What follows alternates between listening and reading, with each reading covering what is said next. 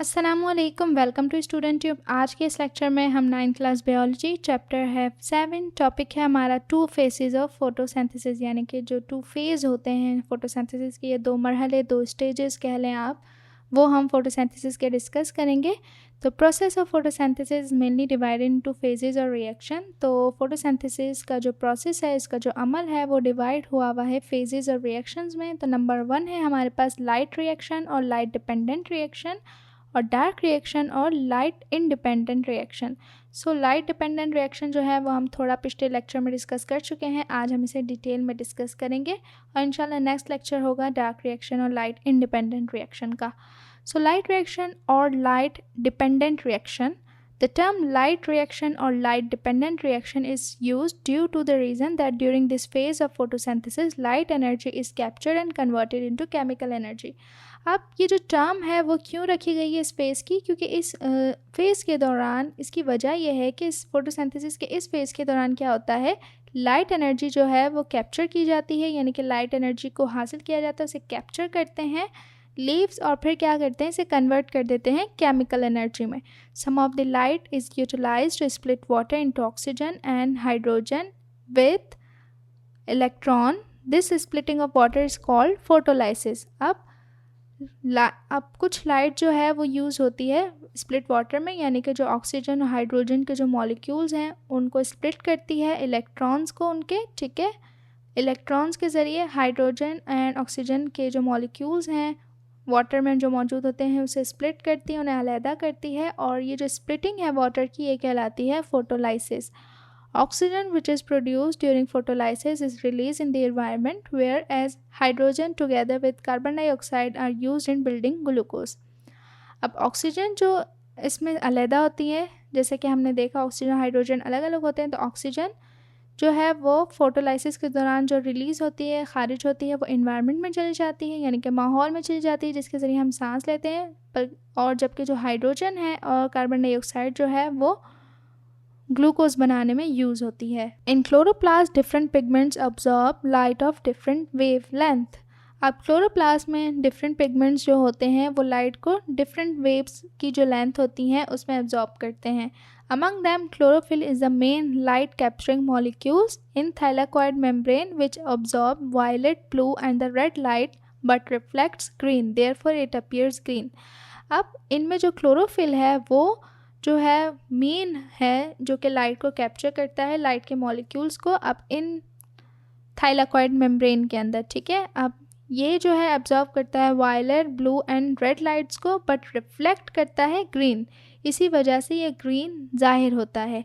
In the thylakoid membrane other pigments and electron carrier molecules from highly organised assemblies in a series called photosystem. अब thylakoid membrane में जो है वो दूसरे pigments और electron ले जाने वाले, यानी कि इलेक्ट्रॉन कैरियर मॉलिक्यूल्स जो हैं एक तरतीब बनाते हैं, यानी कि एक हाईली ऑर्गेनाइज होते हैं असेंबलीज में, यानी कि एक तरतीब बनाते हैं, और ये तरतीब जो है, ये सीरीज़ जो है कहलाती है photosystem. Each thylakoid contains thousands of copies of 2 different kinds of photosystems called photosystem 1 and 2।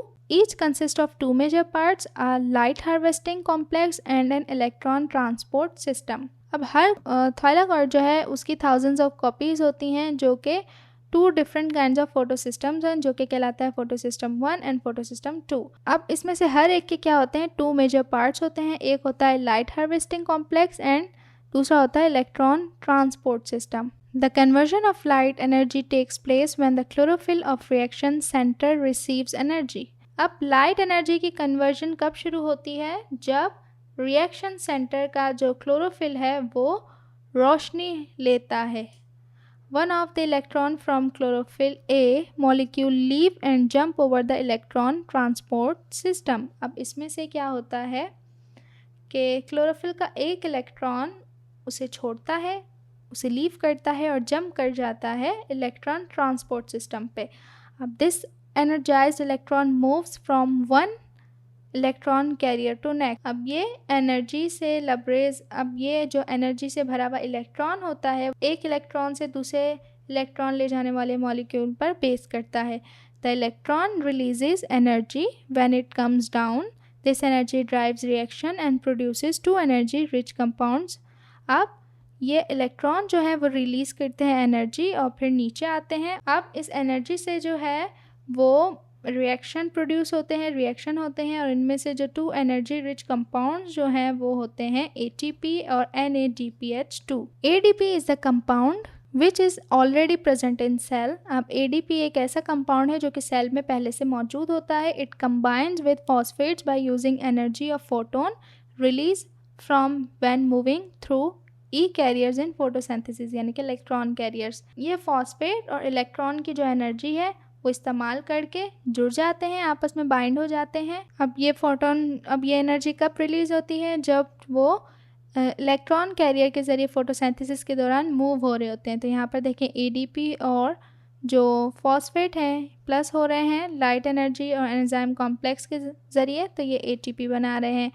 NADP also presents in chloroplast is reduced into NADPH2 by accepting hydrogen ions released from splitting of water। अब NADP जो है वो chloroplast में present होती है, मौजूद होती है और रिड्यूस होकर NADPH2 हो जाती है।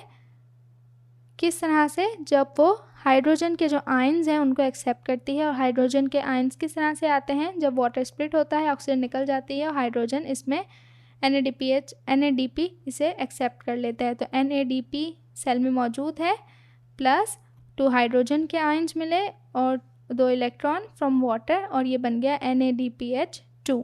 ठीक है।